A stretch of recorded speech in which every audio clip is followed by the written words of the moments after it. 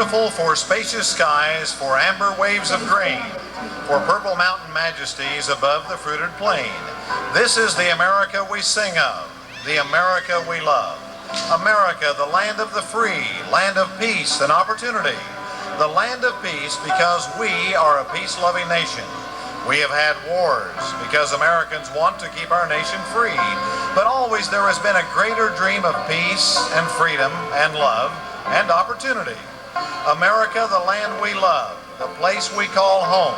How did it get this way? Why are we the lucky ones? The ones who live in this great, big, beautiful giant of a nation.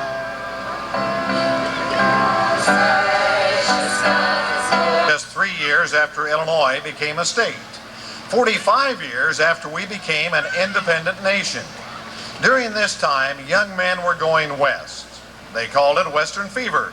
That great desire to immigrate to the West brought them across the Alleghenies, across the Blue Ridge Mountains, across the rolling prairies to Ohio, Indiana, and Illinois. Caught up in the Western movement, a man named James Smart came to the banks of Indian Creek, a spot where Arendtsville now stands. He thought this would be a good place to build a grist and sawmill. Purchasing a plot from the Indians who were still living in the area, Mr. Smart then built the mill. Since settlers were beginning to come to this country, he thought that a grist mill would be a profitable business. The primitive way of pounding the grain on a hominy block to make a coarse meal was entirely too slow to be continued when a better way was afforded. Although the mill was small and simple in its construction, it was of great benefit to the needy settlers here, for it was the nearest mill within a radius of 100 miles, the next nearer being at Cahokia Creek on the south.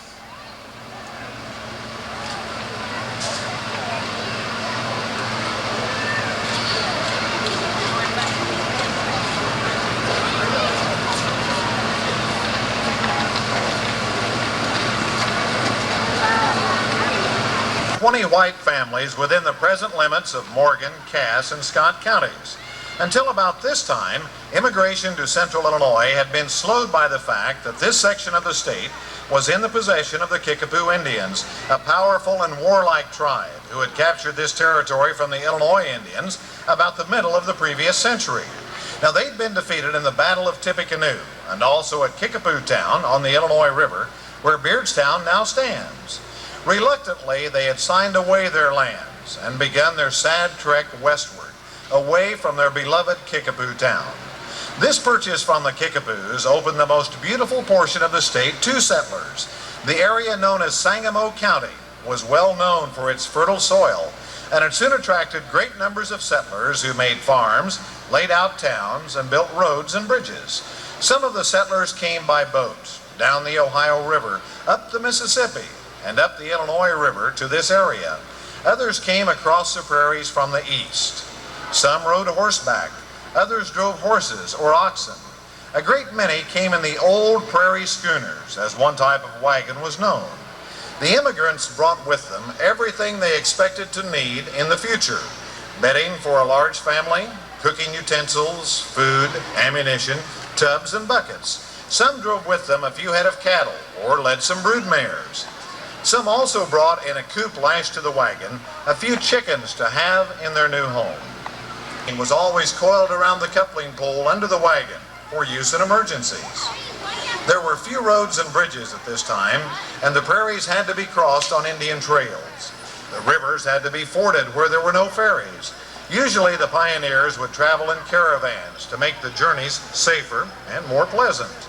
It was a common sight in those days to see such caravans, their white canvas tops looking in the distance like a fleet at sea under sail.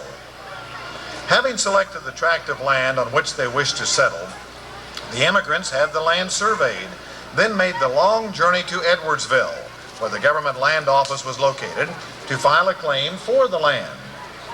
Having secured the land, the men then proceeded to build a log cabin. Thus, the first families of Cass County started their new life. In 1833, Francis Arends purchased from James Smart the little mill on Indian Creek, and a large tract of land where Arendtsville is now situated. He built a new sawmill, and when the timber-yielding saw logs had been consumed, turned the sawmill into a flouring mill and store with a tract of land to Herman Engelbach and Peter Ahrens, in whose hands the mill proved very profitable. In 1839, Francis Ahrens founded the town of Ahrensville. His brother, J.A. Ahrens, surveyed the first lots in that year. Francis Ahrens also donated land for a town square, on which a building was later erected to be used for both church and school. Mr. Ahrens, a civic-minded man, seemed glad to be rid of his businesses, as he had more time for civic affairs. The first doctor to come to Ahrensville about this time was Dr. George Engelbach. The first houses of the area were log houses, which usually had one or two doors, one little window, and a big fireplace. The first log cabin built in the vicinity before the founding of Ahrensville was built by Jeremiah Kaywood. Typical furnishings included a table and a big chest, a bed, and a few split-bottom chairs. The rooms were small, so there was little room for visitors. Often the door of the cabin was left open for light. In winter, the snow would blow through the cracks, and in the summer, swarms of mosquitoes would invade the household. J.L. Siri erected the first frame house, which had 17 rooms, and he also became the first postmaster. In almost every home, the women used a spinning wheel and a loom to make yarn and cloth for the family. The surplus articles were brought to the store to be sold. At times, storekeepers had so many jeans, socks, knit gloves, and mittens for sale that they sent the handmade articles to St. Louis, then the New York of the Western country, on ground donated by Francis Ahrens. This building was used as a school during the week and by different denominations as a church on Sunday. About 1858, a school building was erected. The recently demolished building was built in 1908 with an addition in 1937. The name Zeska School was engraved over the door. The name comes from an Ahrensville pioneer by the name of John Zeska. He was a bachelor who had worked for Francis Ahrens and had acquired 80 acres of good land near the town. He wanted to will the land to Francis and J.A. Ahrens, but they persuaded him to leave the land to the school at Ahrensville. Rent from the farm went into the school fund until the farm was sold in recent years.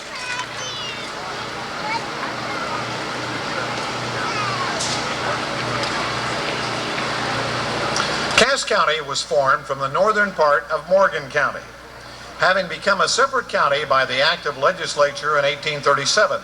However, for a number of years, there was considerable dissatisfaction among the residents of an area generally called the 3-Mile Territory, which had remained in Morgan, but whose inhabitants preferred to be part of Cass County. Arguments seemed futile and an election useless because the residents of Morgan could outvote the residents of Cass by 10-1. Finally, John W. Pratt, the member of legislature from Cass, with the assistance from Francis Ahrens, succeeded in obtaining the passage of an act of the General Assembly on February 26, 1845, allowing the people within the 3-mile strip to decide to which county they would belong. The vote was 246 for Cass and 78 for Morgan. In Ahrensville, the vote was 115 for Cass and 5 for Morgan. Thus, Cass County gained nearly 57,000 acres of excellent land.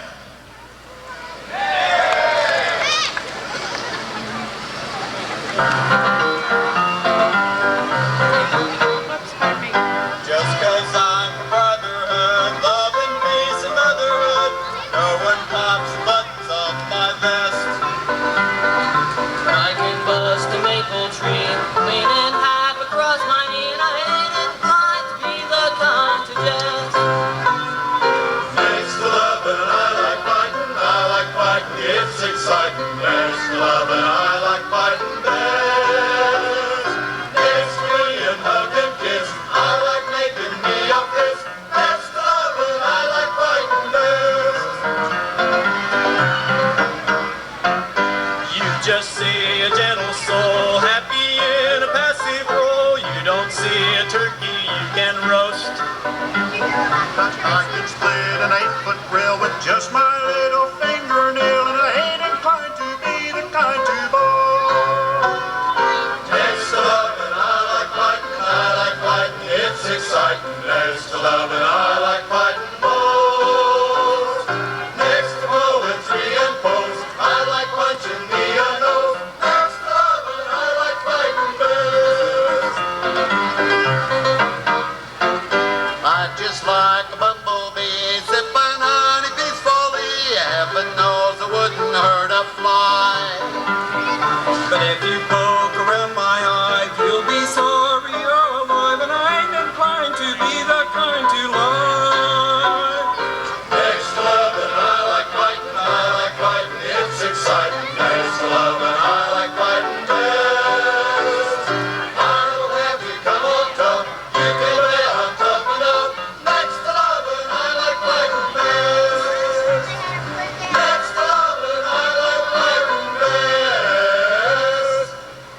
a superior education. As most Germans, they were lovers of music, and some could play more than one instrument. They were generally called the Latin farmers. Little concerts were given and dancing partners were occasionally arranged.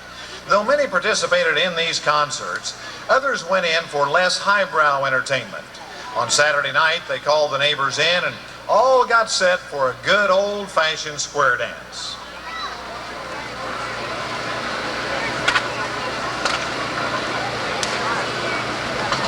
Dr. Julius Philippi, clerk, Herman Engelbach, treasurer, John Gable, supervisor, and Charles Heinz, town constable. A set of ordinances was adopted. Be ordained by the president and trustees. Number 1, each male inhabitant over 21 be required to labor 3 days on the roads, streets, and alleys. Number 2, persons unable to work on the roads pay 75 cents a day to the supervisor. Number 3, the supervisor shall keep roads, streets, and alleys in good repair. If anyone refuses to serve as supervisor, he shall pay the town treasurer the sum of $5. Number 4, a person may be fined not less than $1 nor more than $5 and costs for A, willfully disturbing the peace of any neighborhood, B, failing to remove dead animals from his premise within 4 days, C, betting or playing cards, dice, or other games of chance within the city limits, D, leaving a horse or mule standing in the street without hitching them to a post, and E, be it further ordained that the constable shall arrest any person whom he may find drunk in the streets and confine him until sober, at which time he shall pay a fine of $5. And so, with a set of ordinances to guide them, the village fathers went about the business of the town, making such decisions as 1, spending $4.35 for 2 buckets and a well rope for the public well, 2, resolving that no shooting be allowed in the streets or alleys, 3, fencing in the public square to keep out livestock, 4, resolving that all persons buried in the graveyard not belonging to the cooperation pay $2 to the town clerk, and 5, ordering that the constable attend to the removal of a nuisance in front of Joe Saylor's saloon. It was never learned, though, what kind of nuisance was to be removed. And thus we see that the business of the village was carefully attended to.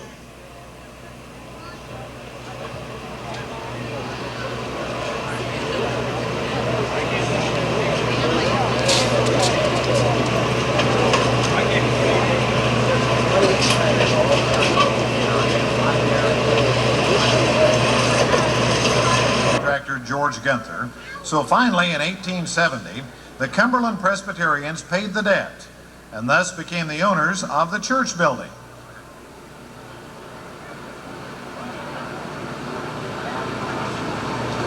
The Methodist Church of Arnsville was organized by the Reverend Hunter in 1905.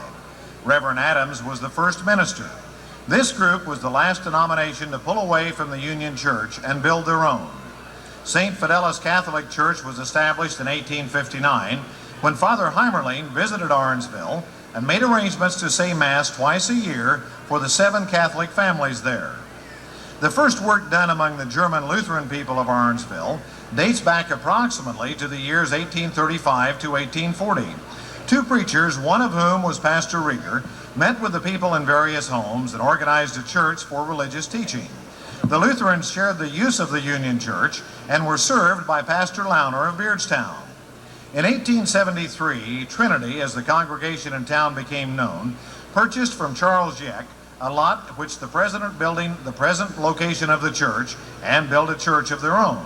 This building was used until 1911, when the present church building was constructed. Services were conducted in German. However, in 1916, it was decided to have English services once a month on Sunday evenings. For several years, both English and German services were held, but in 1942, German services were dropped. St. Peter's Evangelical Lutheran Church was organized in 1850. The original building, which served both as a church and parsonage, was built that year on 40 acres of land purchased from Fred Lovekamp.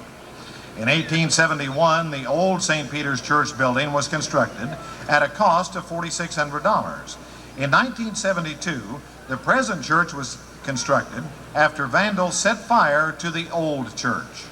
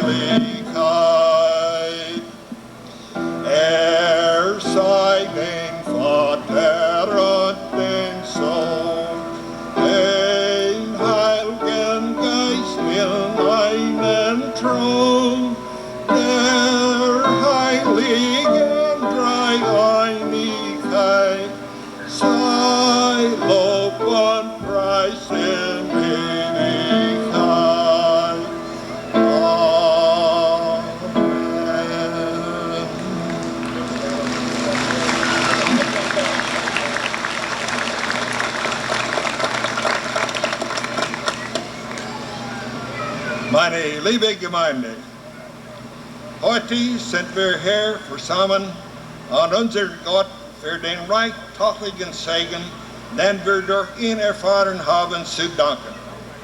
In der Heiligen Schrift finden wir folgende Worte im Romanbrief 8, Nummer 28.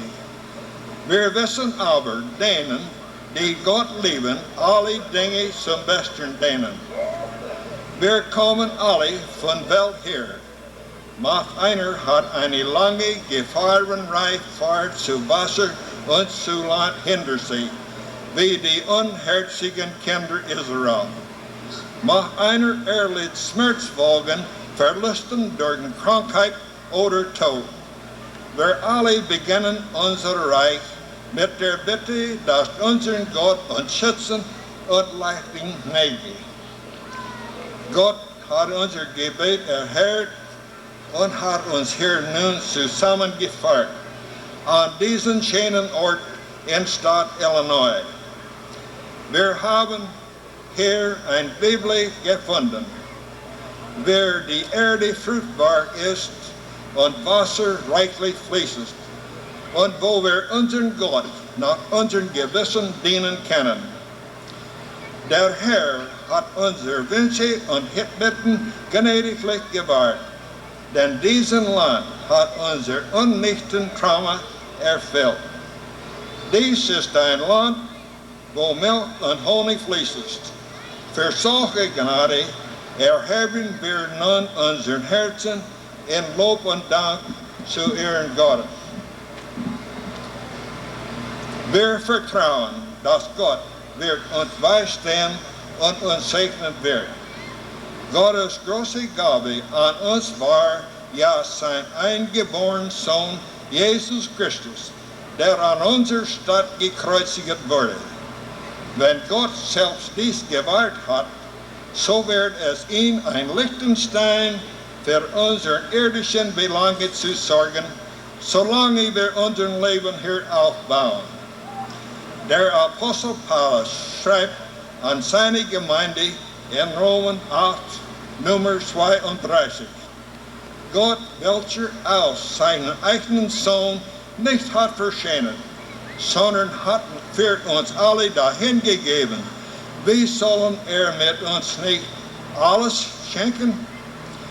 Ehre sei unser Gott, wunderbar Heiland und Herr. Amen.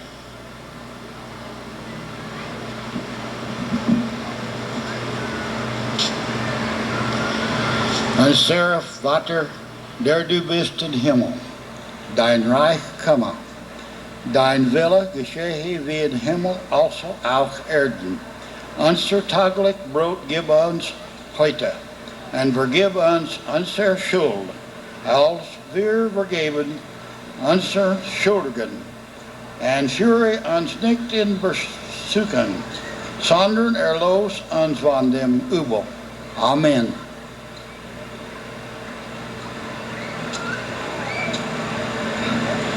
Der Herr segne euch und behüte euch.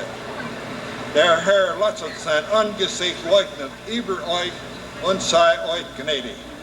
Der Herr hebe sein Angesicht über euch und gebe euch Frieden. Amen.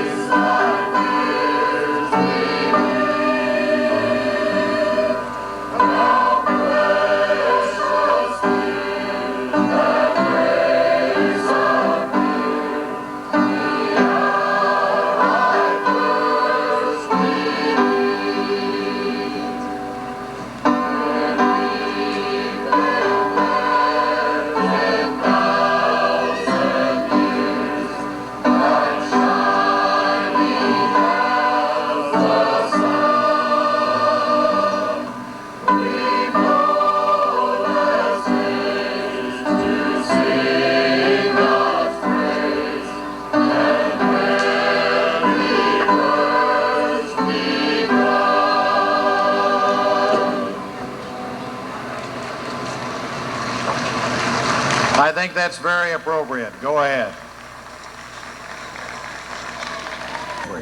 Men hurled insults at each other. They refused to worship in the same churches. They refused to sit down together and try and solve their problems as citizens of one nation. The saddest war in our history, when brother fought brother, was about to begin. The war then to decide whether a nation conceived in liberty and dedicated to the proposition that all men are created equal could long endure. There was Cass County, though, some sympathy here for the Southern cause. The county, including Arnsville, however, sent its quota of soldiers to help keep the Union together. As Lincoln was needing recruits for the Union cause, Charles Ader's grandfather, Jake Ader, decided to take matters into his own hands. He took his horse and wagon and traveled into Arnsville, where he went to the saloon and promptly loaded up all of the drunks and took them to Jacksonville to enlist for the Union Army. Just as the war was ending, the nation lost one of its greatest presidents as Abraham Lincoln was brought down by an assassin's bullet. He who urged with malice toward none, with charity for all, would not live to heal the nation's wounds. Oh, I wish I was in the cotton. Old times there are not forgotten. Look away, look away, look away. It's oh, I wish I was in D.C.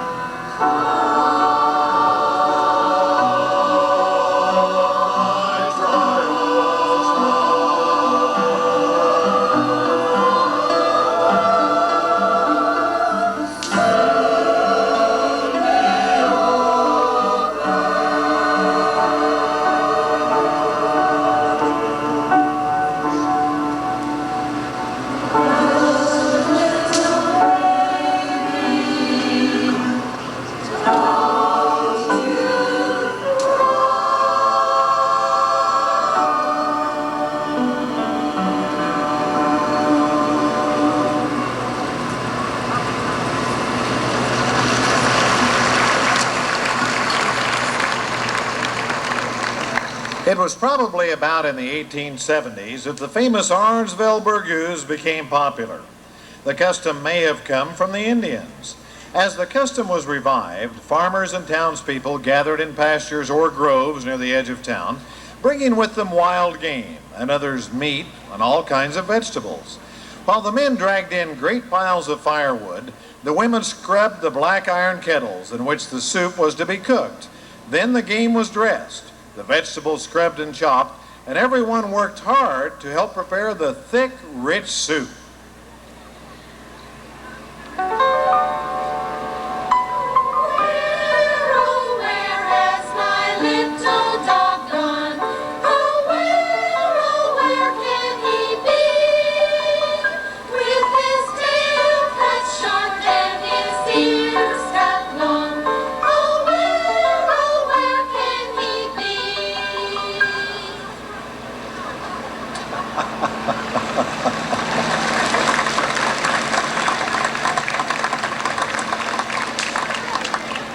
Following the preparation of the soup, then came the fun of eating it afterwards. Then the drudgery of cleaning up the kettles and other equipment.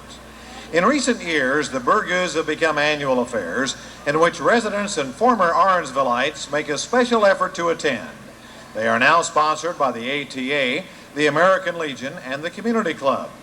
Proceeds from the sale of soup are used for various community projects. About 1890, there were 80 houses in Orangeville and about 500 inhabitants. There were approximately 50 businesses which seemed to be flourishing. Everyone seemed to be enjoying life at this period in the community's history, so it is no wonder that this period everywhere and in this area as well was called the Gay 90s.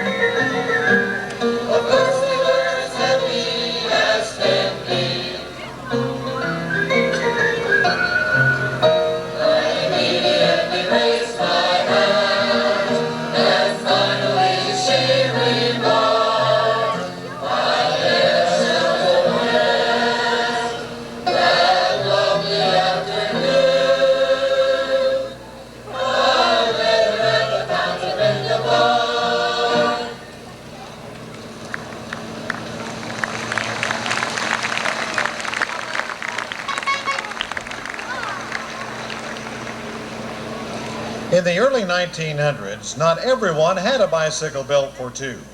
Horses were still the way to get around. Horse shows as well as burgers provided entertainment and recreation for residents. Programs featuring speakers and entertainers were held at the Opera House until it burned in 1913. Later, Chautauquas held at the school grounds brought other programs of interest to the villagers. For those who were less interested in this lofty entertainment, 4 or 5 taverns flourished within the city limits. Not only did they serve the local citizenry, but they catered also to the thirsty residents of Jacksonville and Morgan County, which was officially dry. These pleasure seekers arrived about midday, spent their hard-earned cash in local saloons in Ironsville. Simon Fender's Tavern, located where the Coin Wash now is, boasted it was the smallest saloon in the state, but served the best whiskey in the world. The men that came drank here, then parted on the night train, often with enough liquor to tide them over till the next trip.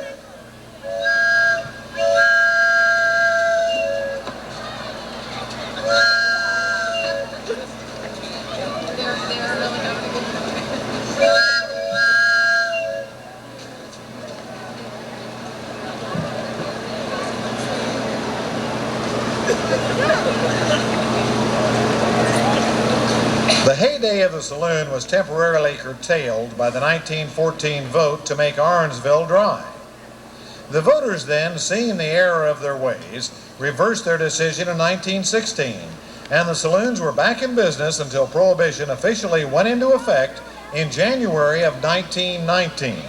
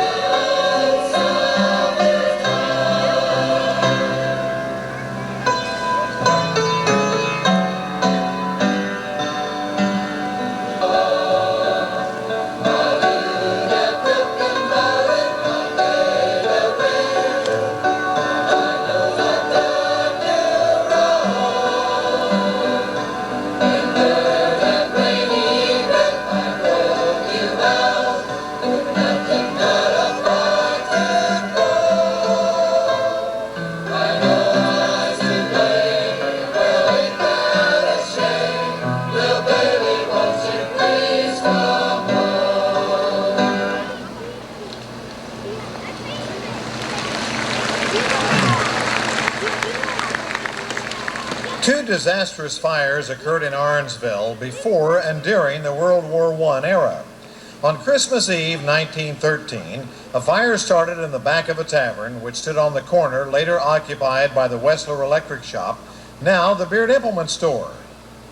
The blaze soon spread down the block as far as the Onken Brothers and Meyer store, where it stopped. It destroyed the Opera House and 5 stores on that side of the street. Gust of wind sent the blaze across the street where it burned Dyer's store, Shrewsbury's drugstore, and a restaurant. The fire spread up to where Willie Peck Station is still located. The second big fire started on a Saturday night in October of 1917 on the corner where the First National Bank now stands. It burned all but the last house in the block, but residents managed to keep it from catching the buildings on the south side of the street.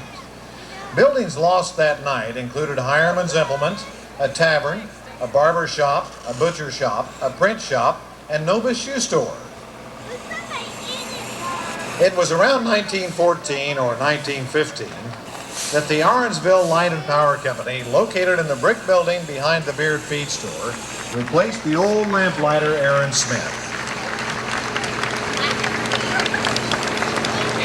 Some say that the Ramses over there, and there's a long, long trail a-winding.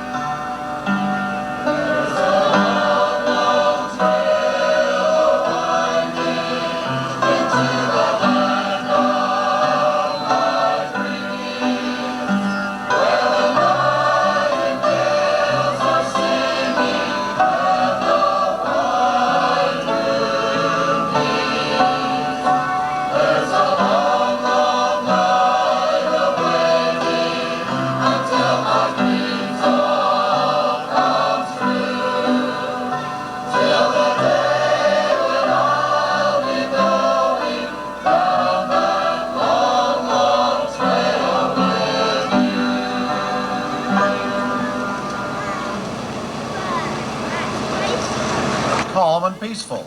Many World War I veterans were returning to take their places in society, settling down to small businesses or to farming. Cars had just about replaced the horse and buggy. Women throughout the nation were guaranteed the right to vote. Hemlines were going down, or rather going up. Waistlines were coming down, and bobbed hair was fashionable. The Charleston was all the rage. Let's watch it now.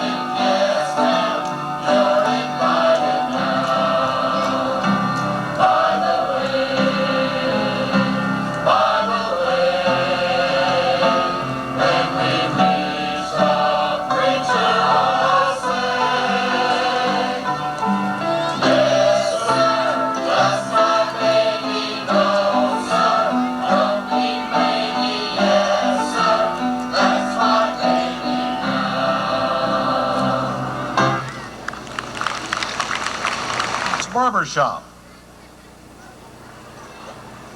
For 50 cents, you could get plenty of hot water and have a half hour to soak. And later, meet your favorite lady.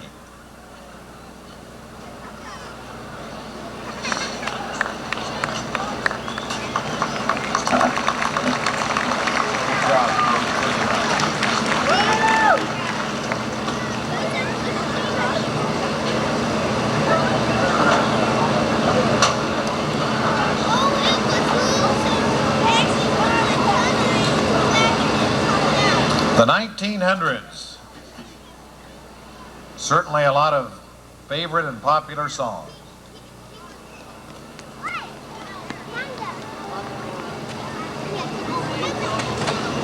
Give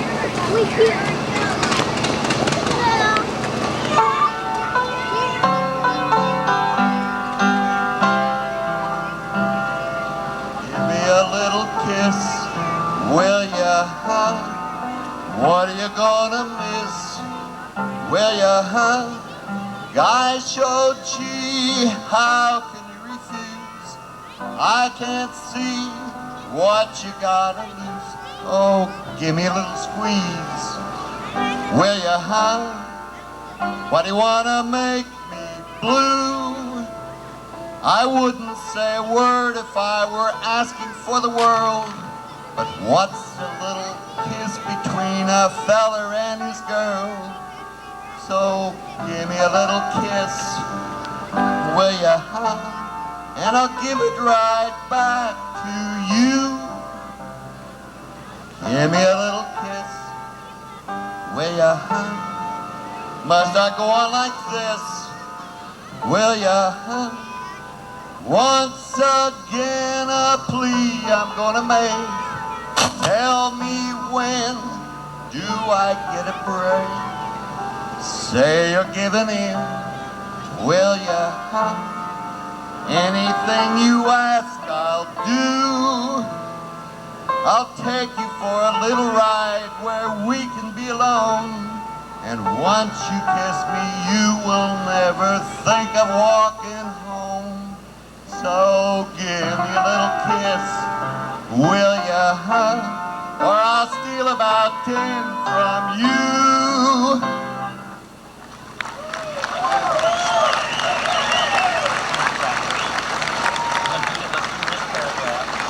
So with that change went many jobs. Jobs such as water boy, pitcher, bundle wagon man. But did any housewife look with regret on the passing of the thresher's dinner? Did she really miss feeding 15 men at the first table, clearing them out and feeding 15 more, and then at last feeding the ladies? On the national scene, the farm depression turned into a general and international depression. Prosperity was just around the corner, they said, but how far away was that corner? For many, depression meant despair. How to feed a family when no work was to be had. How to pay off the mortgage on the farm when corn sold for 11 cents a bushel, wheat brought 40 cents, and hogs were worth 5 cents a pound. In 1932, the election of Franklin D. Roosevelt brought new confidence to many, as the new president assured us that we had nothing to fear but fear itself.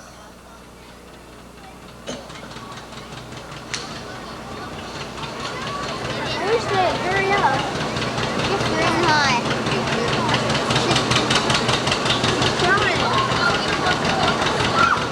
He's trying to get everybody to look.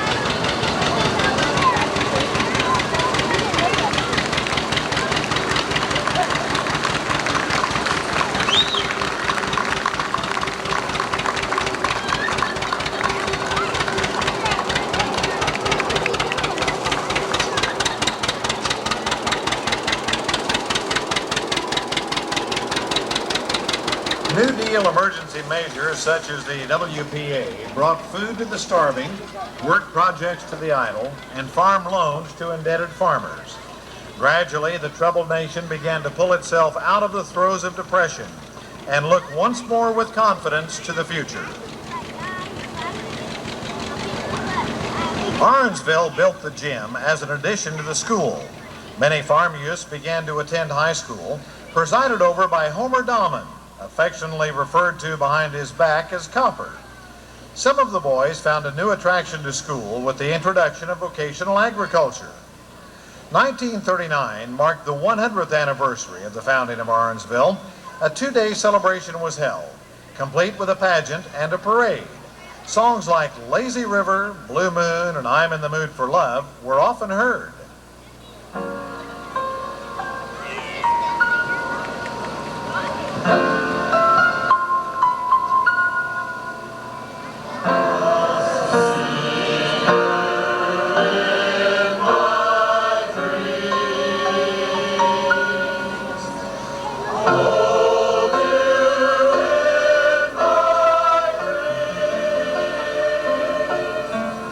So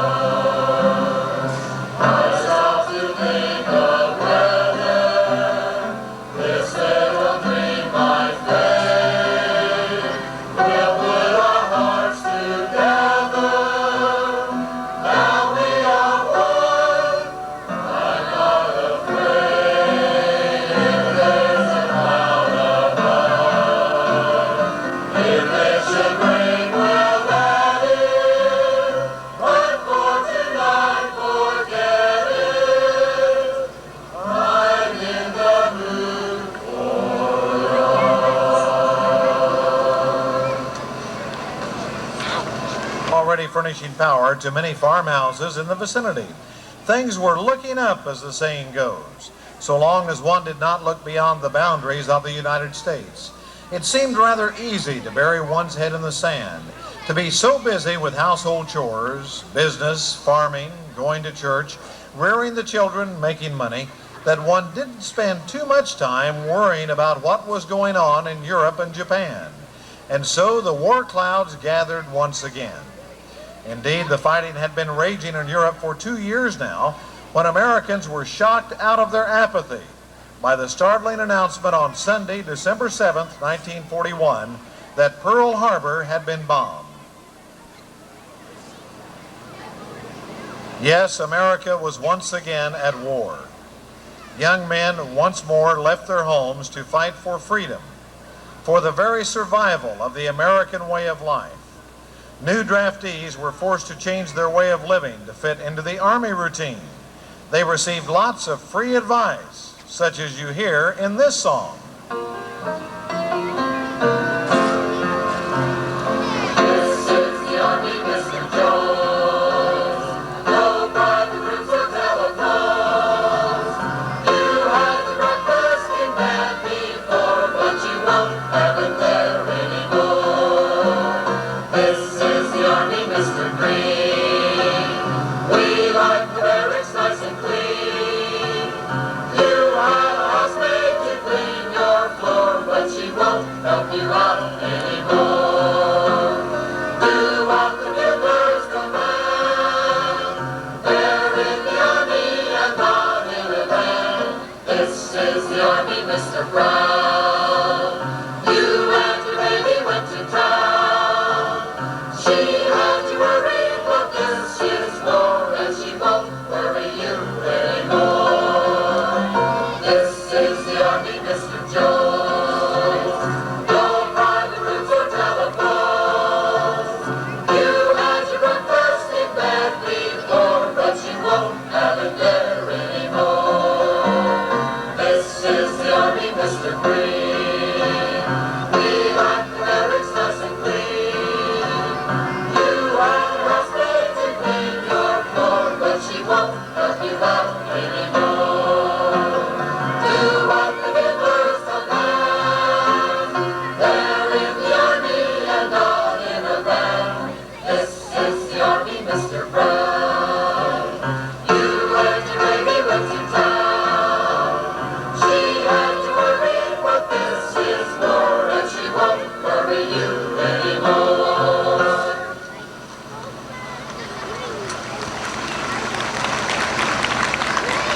Names previously associated only with history or geography classes now became household words. Names like Anzio, Normandy, Battle of the Bulge, Wake Island, Guam, Manila, Corregidor, Guadalcanal. Names important in the news: Patton, Doolittle, MacArthur, King, and Eisenhower. Yes, now these were on everybody's lips. But in Orangeville, other names were important too. Names like Johnny Rogie, Warren Stock, Red Peck, Pete Snakey, Bob Clark. These and dozens of others, all whose names you now see listed on the Roll of Honor in the Legion Hall. There were others who died on foreign soil: Robert Allen, Albert Bridgman, Charles Burris, Kenneth Davis, Paul Dotsert, Nathan Grant, Gene Fanning, Virgil Hansmeyer, John Herbert, Louis Cloker. These died before the 4 long years of fighting brought peace again. It's American privilege to gripe. But we knew that compared to others, we really didn't have things so bad. Letters were received from lonesome soldiers, many who wrote back and forth, and of course correspondence from the wives back home as well. But the soldiers would often write, "Don't sit under the apple tree with anyone else but me."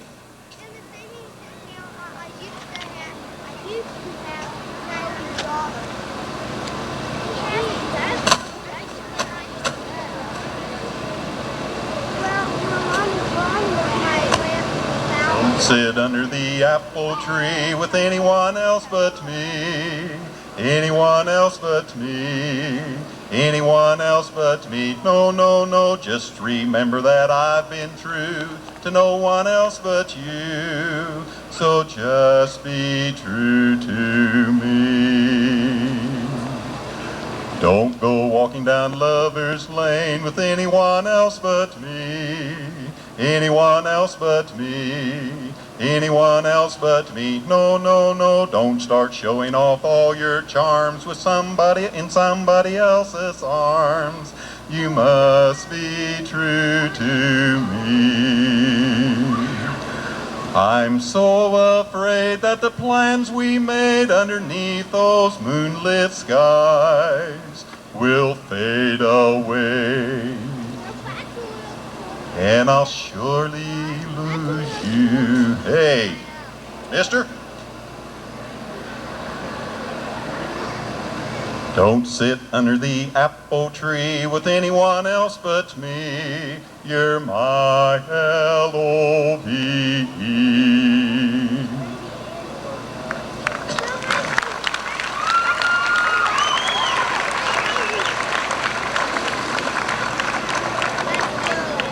Gas was rationed, so were tires. Sugar was rationed, but no one became very thin.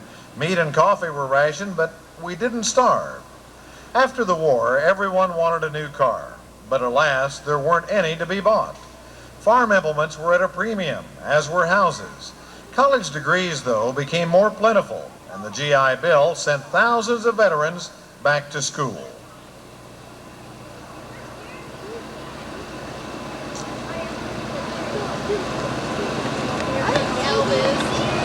When are you supposed to do that? Elvis is coming right now.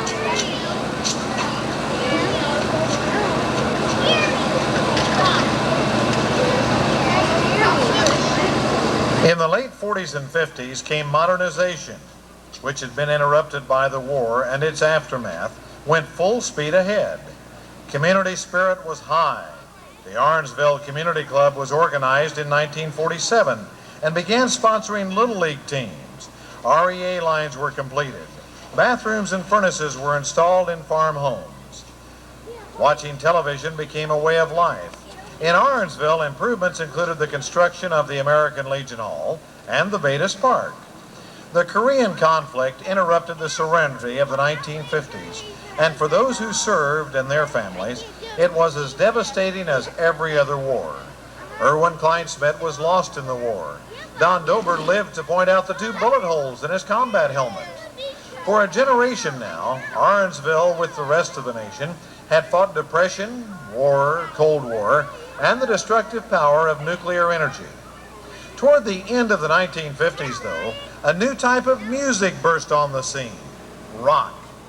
It had an overwhelming effect upon the teenagers all over our country and here in Orangeville. The singer with the most lasting memory. Here he comes now. He made his television debut on the Ed Sullivan Show. And yes, as you can tell, that singer, Elvis Presley. Thank you. Thank you very much. Thank you. Thank you.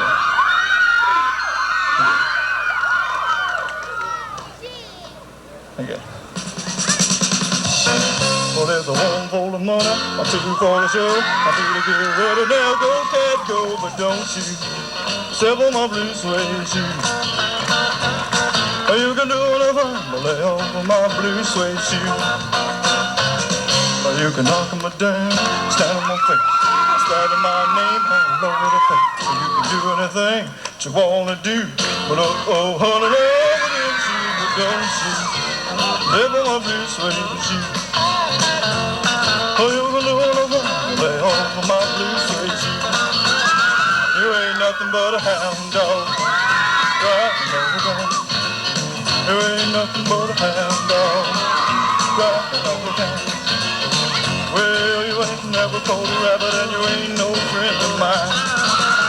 Well, they said you was a high class, but that was just a lie. Well, they said you riding over town. You ain't nothing but a hound dog, riding over town. Well, you ain't never caught a rabbit and you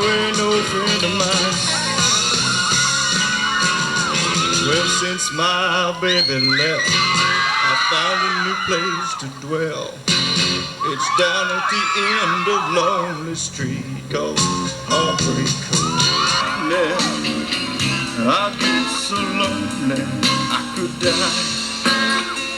Oh, although it's always crowded, you can still find some room for broken-hearted lovers to cry away.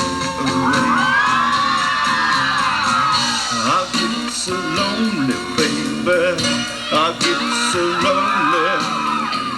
I get so lonely I could die. Well, if your baby leaves you, you need a place to dwell. Just take a walk down Lonely Street to Heartbreak. I get so lonely, baby. I get so lonely. I get so lonely. I could love me tender, love me true. All my dreams fulfilled. For my darling, I love you, and I always will. Love me tender, love me.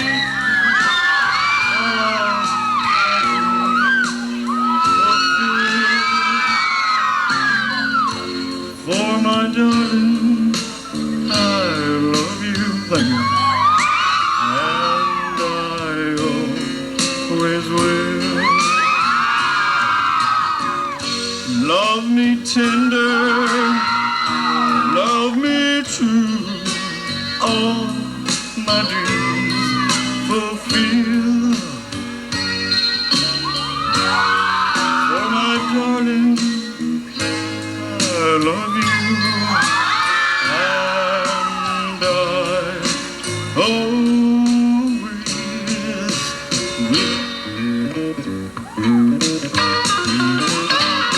You know I can't be found sitting home all alone.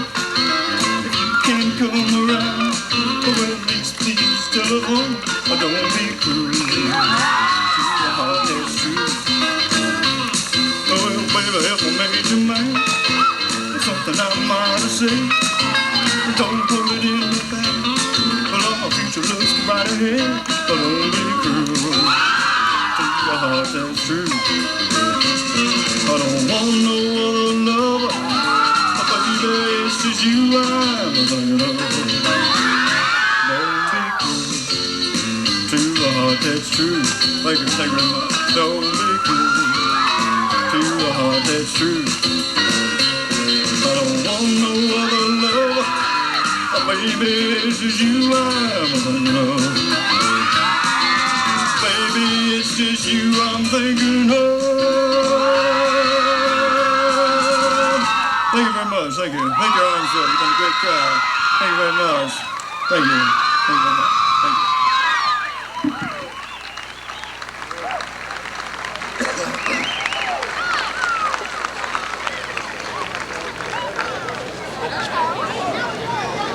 As the 1960s rolled around, life in Orangeville seemed much the same. A new subdivision called Tower View was developed in 1967. True, many familiar businesses were now gone. No longer was there a harness maker, and Honkin Brothers and Meyer General Store had gone. Our nation during the last year mourned the death of President John F. Kennedy. Back home in the fall of 1964, once again Orangeville people celebrated their history with a centennial pageant, parade, and burgoo. They were joined by hundreds of neighbors and friends who came to visit and reminisce. A few years later, two landmarks disappeared. In 1967, the old depot was razed, just 97 years after being built. Also that year, the Presbyterian Church was demolished, parts of it crashing down on a hay baler owned by Jack Charlesworth.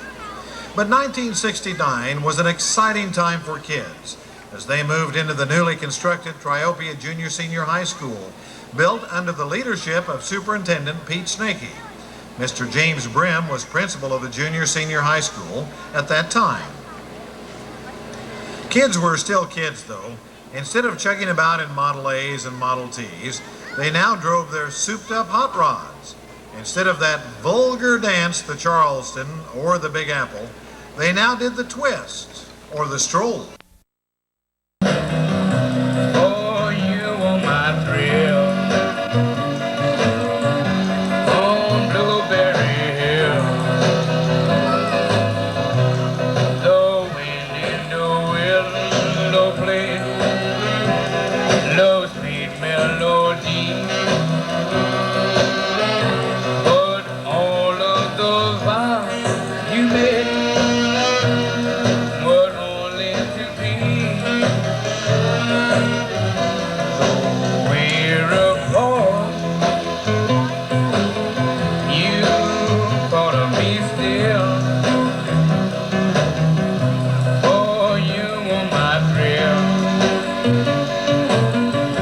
on Blueberry Hill.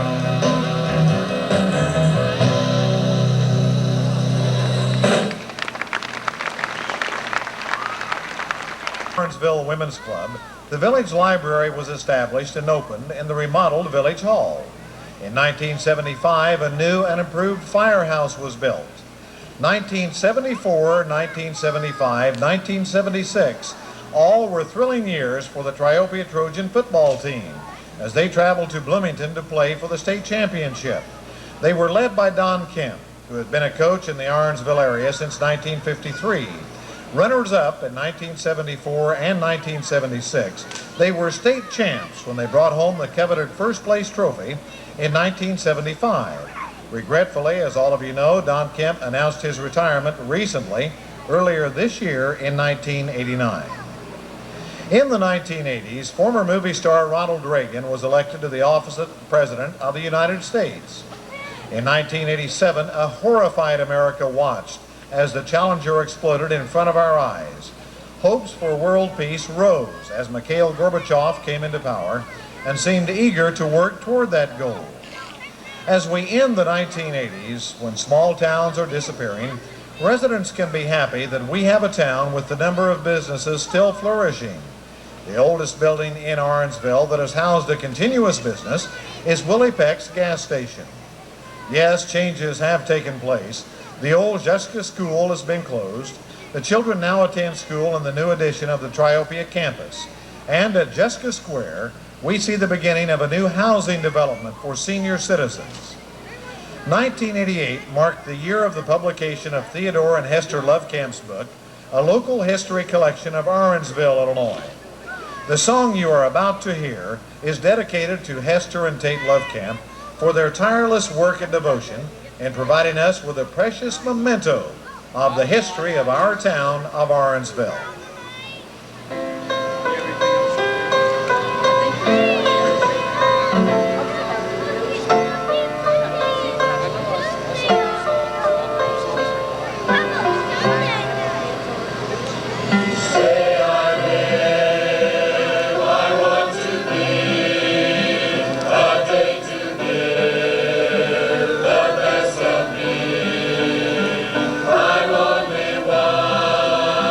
The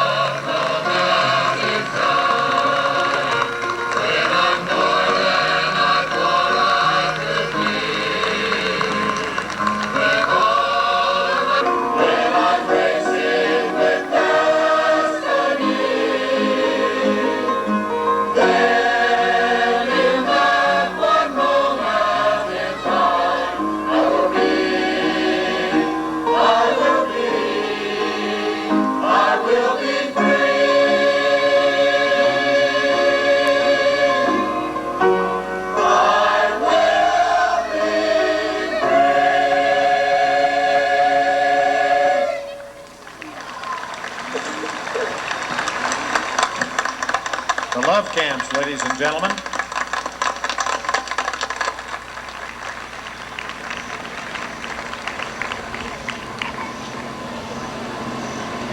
Youth of America, as they pause to think about the future, about the meaning of liberty.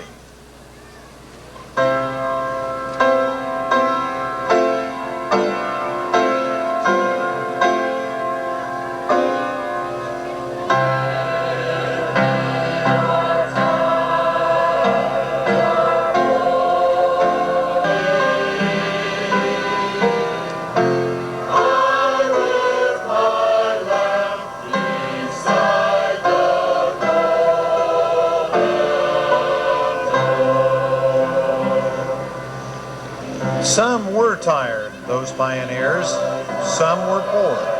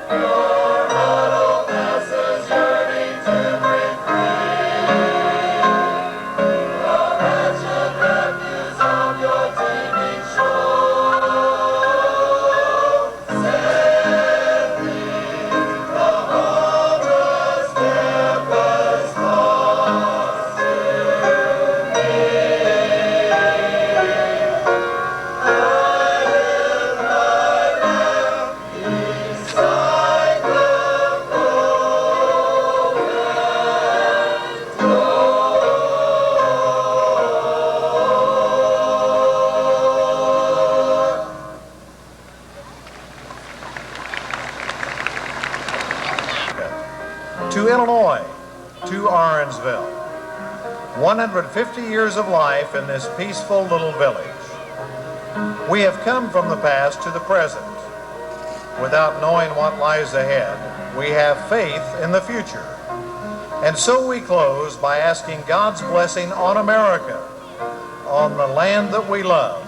Let us celebrate.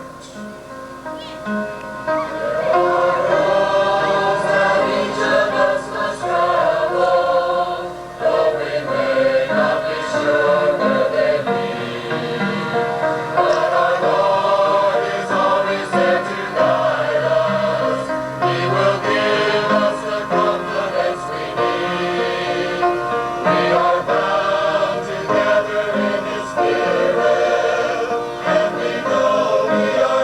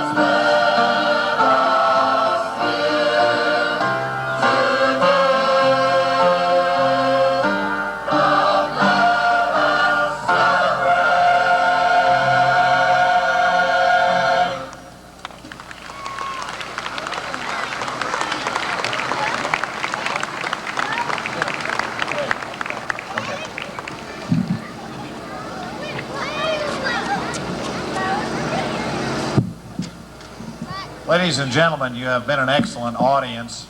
You have been very attentive. One of the largest crowds for any of the events of the Burgoo in a number of years, from what I'm told.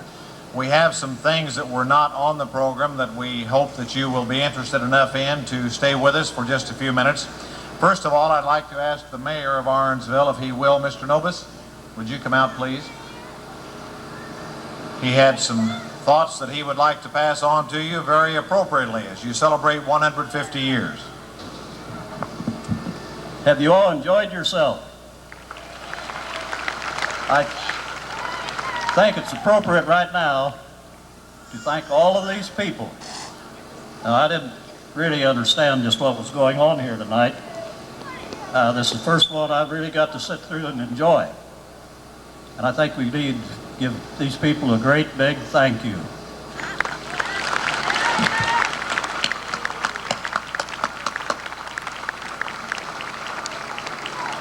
I've known Tate and Hester all my life. I've read their book, and they've done a wonderful job, and it will go down in history as long as anyone ever remembers Ironsville. And tomorrow is going to be the highlight of our great program, and I think all of you, and tell your friends to come out and help us celebrate it. Thank you. Several months ago, I would have to agree with the mayor that I really had very little inclination of what it was all about. As the work has unfolded, and it has taken many months of work for all of those involved, it began to take shape, even at the last minute with the unexpected scare of the fire, which has all worked out well. Things were still ready to roll. We started only 15 minutes late. Hours and hours and hours of practice and rehearsal. And I think once again, ladies and gentlemen, I would like for you to welcome to me, Carol, where are you? Carol Robertson, would you come out here, please? She is the driving force behind all of this. She's not the only one, but she's the driving force. Now we have some appropriate gifts that are being headed her way.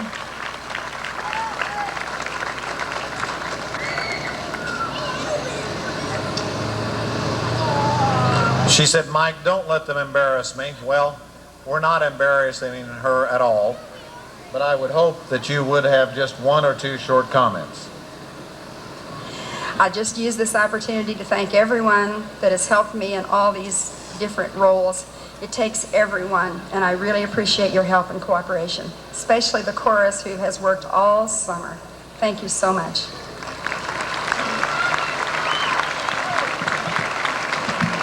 You folks have been a part of history. Who knows what they'll do another 150 years from now, but we hope you enjoy this weekend. I do know that there have been some videotapes taken. Probably they will be available for any of you that possibly want one. I know Jack Hull is involved in it. I'm not sure who else, but I'm sure that if you would like the memento of tonight's pageant, something to look back on, that it will be available. I haven't had the chance to see, but just hear the chorus. So again, we thank you. It's been a wonderful night. You've been a wonderful audience. Thank the Lord. The group had a full house to play to. Enjoy the night. It's only 20 after 10. Heck, it's not late at all. And stick around for the weekend.